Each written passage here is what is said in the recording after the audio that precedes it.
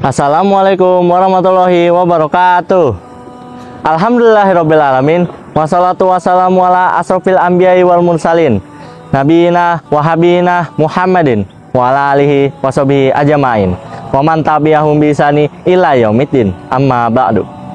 Segala puji bagi Allah, teriring doa dan keselamatan semoga terlimpah atas Nabi dan Rasul kita yang termulia Nabi Muhammad Sallallahu Alaihi Wasallam, juga atas keluarga dan para sahabat, serta kepada semua yang mengikuti mereka dalam kebenaran sampai hari kiamat nanti. Amin. Ramadan Karim. Bulan Ramadan telah benar-benar berada di tengah-tengah kita. Izinkan saya menyampaikan kultum singkat kali ini tentang Tariq bin Ziyad. Sahabat Qaddafi yang berbahagia, pastinya kita mengenal sosok Tariq bin Ziyad ini sebagai salah satu tokoh muslim yang kisah hidupnya sangat berpengaruh untuk peradaban Islam. Beliau lahir pada tahun 670 Masehi dan meninggal pada tahun 719 Masehi. Tariq adalah panglima perang Islam dari Bani Umayyah. Bani Umayyah merupakan dinasti Islam terbesar yang berpusat di Al-Andalusia. Kebesaran dinasti Umayyah ini bahkan mampu bersaing dengan kekuasaan Bani Abbasiyah di Baghdad. Sebelum melakukan penyerangan ke Andalusia yang pada saat itu masih dikuasai bangsa Visigot, Tariq dan pasukannya mengirim sebuah surat kepada Khalifah Al-Walid yang berada di Damaskus. Surat itu kemudian dibalas oleh Khalifah Al-Walid sebagai berikut.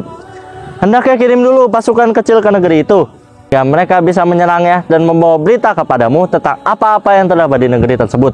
Hati-hatilah, jangan sampai kaum muslimin musnah oleh teror dan bahaya lautan. Kemudian Tariq membalas lagi surat itu. Ini bukan lautan, tetapi hanya terusan sempit. Pantainya terlihat dari kejauhan. Kemudian surat tersebut dibalas lagi oleh Khalifah Al-Walid. Tidak apa-apa, tetaplah kirim pasukan pendahuluan dulu ke sana. Menuruti perintah Khalifah, Tariq mengirim 500 pasukan awal yang akan mengekspedisi wilayah tersebut. Pasukan itu pun kembali membawa kabar dan harta rampasan yang berlimpah. Sahabat Qaddafi yang dirahmati Allah Subhanahu wa Ta'ala, Tariq menjadi pemimpin dalam penaklukan atas wilayah Al-Andalus pada tahun 711 Masehi. Tariq dan pasukannya mendarat di sebuah gunung yang dikenal dengan Jabal Tariq. Sebelum peperangan dimulai, ia memerintahkan pasukannya untuk membakar kapal setelah pendaratan. Hal ini bertujuan agar Tariq dan pasukannya tidak ada pilihan lagi untuk mundur dan terus maju. Setelah itu, Tariq berpidato di depan pasukannya. Pidato yang disampaikannya mengobarkan api semangat pasukannya. Tariq pun membagi pasukannya menjadi beberapa kelompok dan terus menuju ke tempat yang telah ditentukan. Meskipun jumlah pasukan Tariq kalah besar dibanding lawannya, tetapi Tariq yakin bahwa kemenangan ada di pihaknya. Sahabat Qaddafi yang dirahmati Allah Subhanahu wa Ta'ala, Tariq bin Ziyad memimpin dengan memadukan antara ketakwaan dan kapabilitas, antara kasih sayang dengan ketegasan, antara kerendahan hati dan kemuliaan. Sementara lawannya dipimpin oleh pemimpin yang sombong dan angkuh, hidup penuh kemewahan, sementara rakyatnya hidup di bawah tekanan kemiskinan. Peperangan tersebut akhirnya dimenangkan oleh pasukan Tariq. Tariq berhasil menorehkan sejarah monumental yang sebelumnya belum pernah terjadi di tanah Al-Andalus maupun negeri-negeri Maghribi atau 5 negara di Afrika Utara.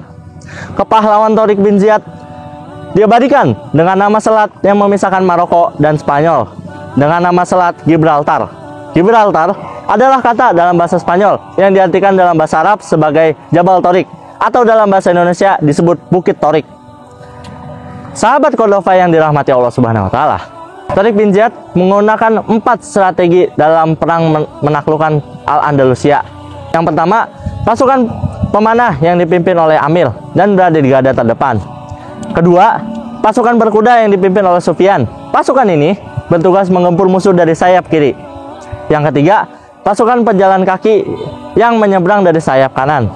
Dan yang terakhir atau yang keempat, pasukan yang dipimpin oleh Torik. Akhir kata, sampailah ceramah saya pada bagian penutup. Sebagaimana tidak ada gading yang tidak retak, apa yang saya sampaikan tadi juga pasti tidak luput dari kesalahan dan kekurangan. Saya meminta maaf dan kepada Allah saya meminta ampun.